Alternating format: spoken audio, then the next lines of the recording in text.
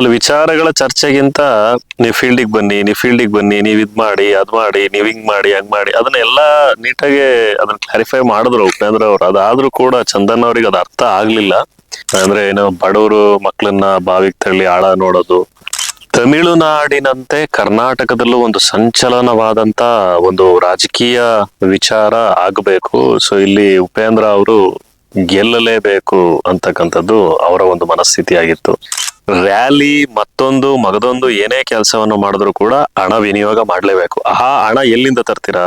ಆ ಹಣವನ್ನ ತರೋದಿಕ್ಕೆ ಮತ್ತೆ ಎಗೇನ್ ಏನ್ ಮಾಡ್ಬೇಕು, ಮತ್ತೆ ಎಗೇನ್ ಕರಪ್ಷನ್, ಫಂಡ್ ಕಲೆಕ್ಷನ್ಸ್, ಇದೆಲ್ಲ ಆಗತಕ್ಕಂತ ವಿಚಾರ. ಫೀಲ್ಡ್ ಇಳಿದು ಕೆಲಸ ಮಾಡ್ತಾ ಇಲ್ಲ ಉಪೇಂದ್ರ ಅವರು ಅಂತ ಹೇಳಿ ಒಂದಿಷ್ಟು ವಿಚಾರಗಳು ಈ ಒಂದು ಪಾರ್ಟ್ 1 ಪಾರ್ಟ್ 2 ಅಲ್ಲಿ ಚರ್ಚೆ ಆದಂತ ವಿಚಾರಗಳು.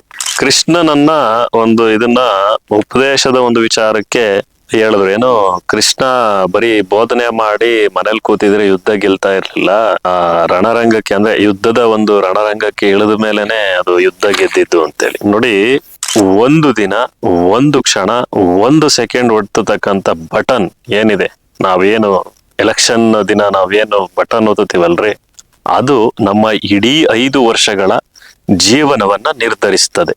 ಅದು ಬಟನ್ ಆದ್ರೂ ಆಗಿರ್ಬೋದು, ಬ್ಯಾಲೆಟ್ ಪೇಪರ್ ಆದ್ರೂ ಆಗಿರ್ಬೋದು. So this is the real fact. ಅಂದ್ರೆ ನಾನು ಕಟ್ಟತಕ್ಕಂತ ತೆರಿಗೆ, ಅಂದ್ರೆ ಪ್ರತಿಯೊಬ್ಬ ಸಾಮಾನ್ಯನು ಡೈರೆಕ್ಟ್ ಅಂಡ್ ಇಂಡೈರೆಕ್ಟ್ ಟ್ಯಾಕ್ಸ್ ಏನ್ ಕಟ್ತೀವಿ, ಆ ತೆರಿಗೆ ಹಣವನ್ನ ಮರು ವಿನಿಯೋಗ ಮಾಡೋದಕ್ಕೆ ನಾವು ಆಯ್ಕೆ ಮಾಡಿ ಕಳಿಸ್ತಕ್ಕಂಥದ್ದು ಇದು.